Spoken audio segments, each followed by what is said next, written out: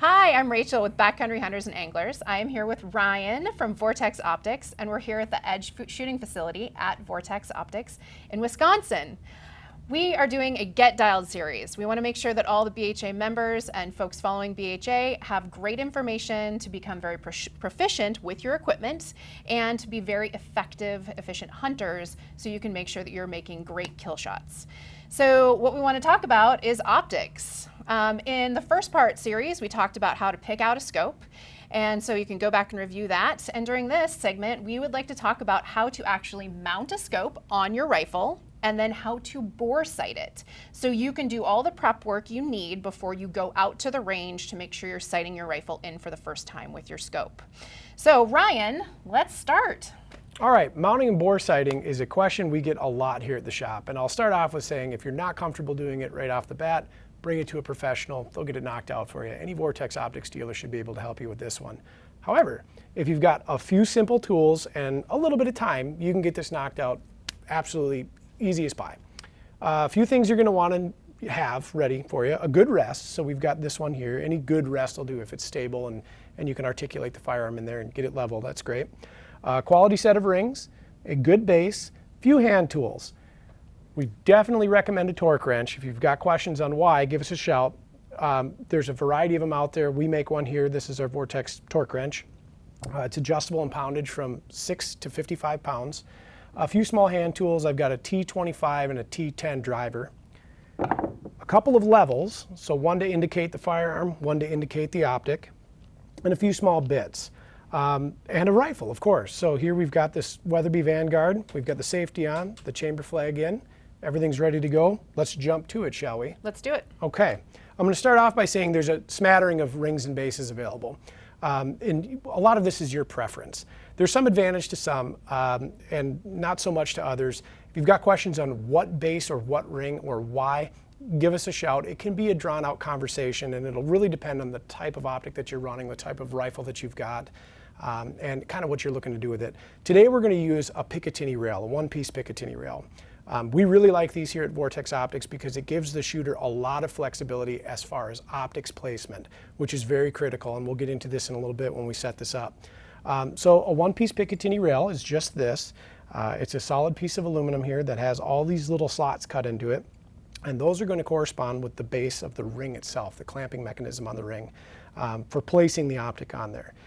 This is going to attach via 4 T10 screws that go right on top of the rifle. So most rifles, this Weatherby included, will have correspondent holes. You drop this right in here, and we're going to just take our T10 driver, and we're not going to go fully torqued yet. We're just going to get them in place, touching the shoulder of the fastener,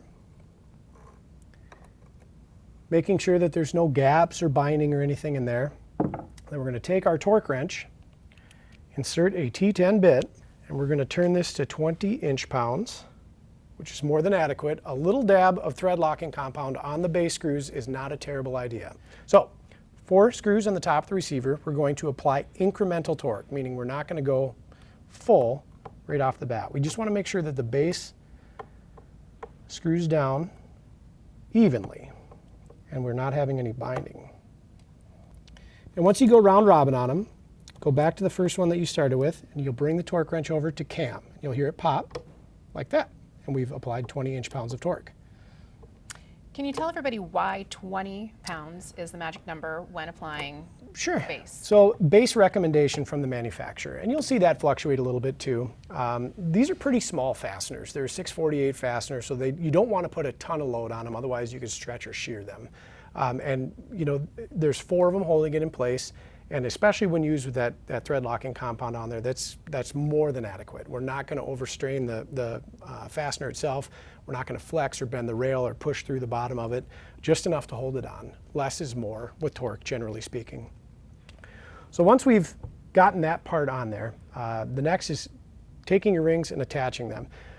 This is going to go in tandem, one with the shooter's stature and height, and then also with the physical characteristics of the rifle scope. So we're going to use our Pro Series 30mm rings here and a T25 driver to loosen the hook and clamp. And we're just going to set them on there and mock this up a little bit. few things to note when using Picatinny rails, Weaver rails, any rail that uses a cross slot that corresponds with a recoil lug on the bottom of the ring, is when you get into the pocket there, make sure that you push that ring forward. If you don't and you secure it to the rail, under recoil, they're going to have a tendency to migrate, and this is going to be catastrophic, of course, when you're on the range, trying to establish zero. It can be hard on your equipment, too. It can be hard on your rings. It can be hard on your scope. Yeah. So make sure that you push those forward in that lug and apply just enough tension on the head of the fastener to hold the ring in place. If you're using like a one-piece base ring set that doesn't use a rail, Yep. that isn't something you need to worry about, correct? No. If they're integral, or like the Tally designs, for instance, they plug right into the receiver, you really have no worry about fore and aft migration. The only limiting part to those is you really can't modify where the placement of the optic is, except for within the confines of the mounting surfaces on the rifle scope. And that's a very good and important question, because fitting a rifle scope and rifle to the shooter is as important to me as selecting a good scope and ammunition. Making sure that the setup fits the shooter. Just like we would with our archery equipment, I wouldn't hand you a bow with a 31-inch draw length and you wouldn't hand me one with a 26. It wouldn't work very well. All right, so we're just going to remove the ring caps. We're going to set the rifle scope in the ring cradle here. A few things to note: where you place your rings on your rifle scope can make or break the entire solution.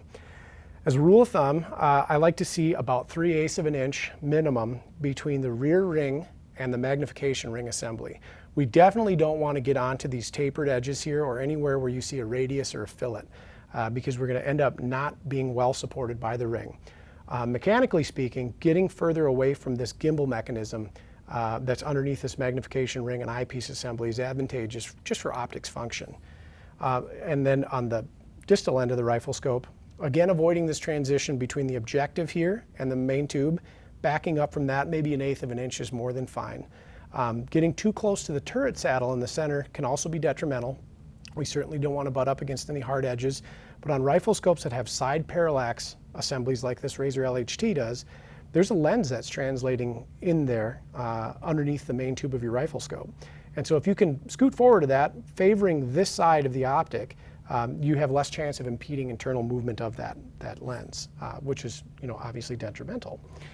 So here we have it set up. We're a little more than 3/8 of an inch from the rear. We're probably closer to about 3/4 of an inch. I might scoot that rear ring back just a touch. And we've got plenty of clearance up front here. We're making sure that we're clear of our rail from hitting or contacting our objective, and we've got ample clearance underneath. Once we've set that, I'm just going to set the ring caps back on. Not tight, but just enough to hold the scope in place. And we're going to determine proper eye relief now. And again, this is shooter to shooter. So if you're bringing your rifle and rifle scope into a retailer or a gunsmith, make sure that you're there for this, because it is going to be very individual. I'm a little taller than you are. I've got pretty long arms. I've got a pretty long length of pull. I can generally set my scopes fairly far forward. If I were to hand you a rifle that was set up for me and you were to get into it, a few things might happen if it wasn't tailored to your stature. One, when you shoulder the rifle, you're not going to have ideal eye relief. And so your eye box is going to get complicated. It's going to be a hard rifle to get behind and shoot. You might have to crane forward to get that, and it's going to complicate your anchor points on the rifle. And then your recoil management and mitigation is going to be further complicated. So it can make it very unpleasant to shoot. So to set eye relief properly, now that we have this loosely determined here, we're going to turn the optic to the highest magnification.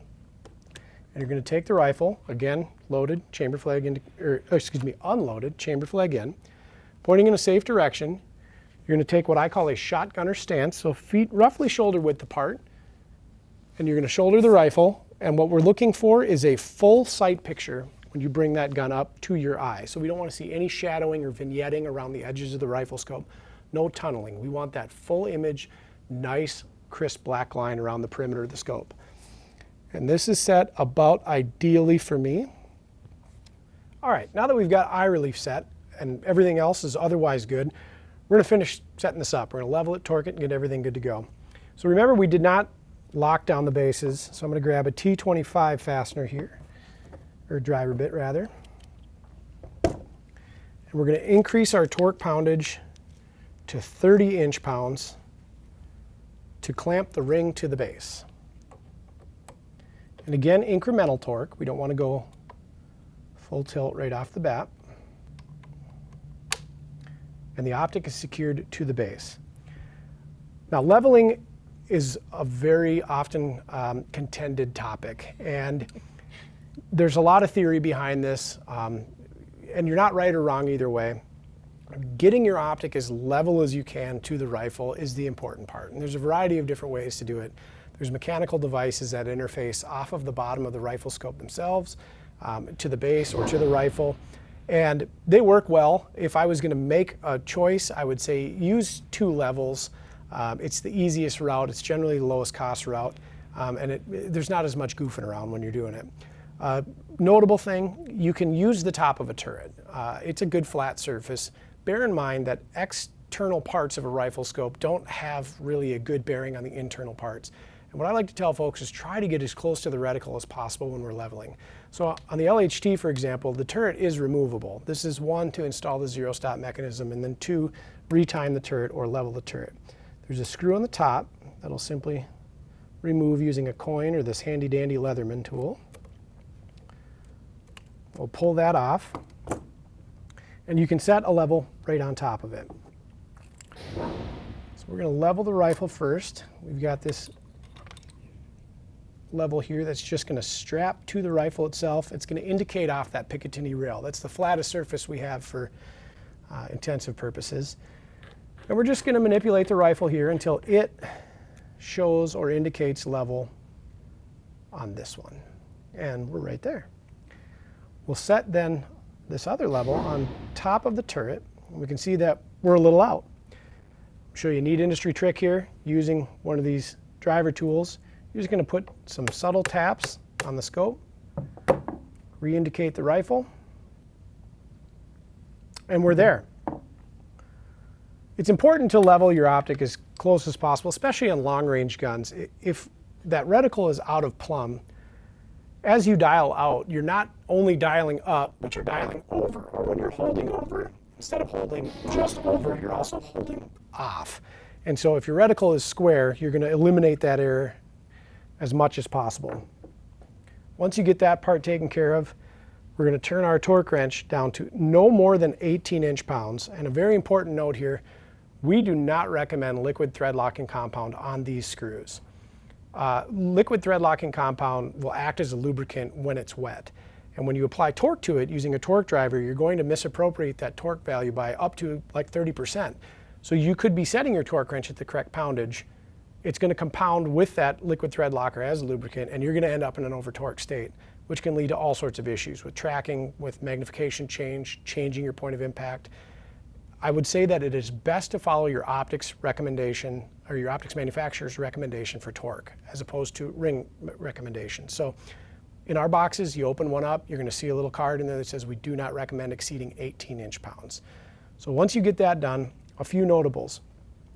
Your ring top is going to close down somewhat unevenly around your scope. It's important that you keep those ring gaps, or the spaces between the top and the bottom, as equal as possible on either side. That's going to make sure that we're getting good, even torque pressure on it. And on horizontally split rings like these Pro Series, doing an alternating pattern on those fasteners is going to help you with this. I like to do one ring at a time.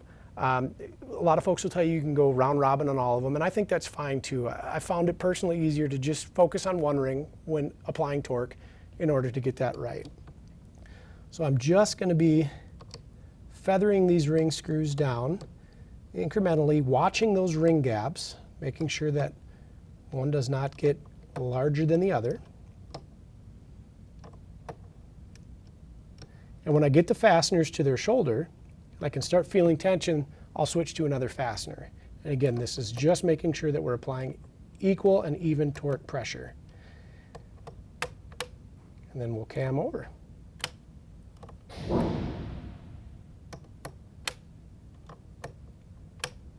We'll repeat the process on this rear ring.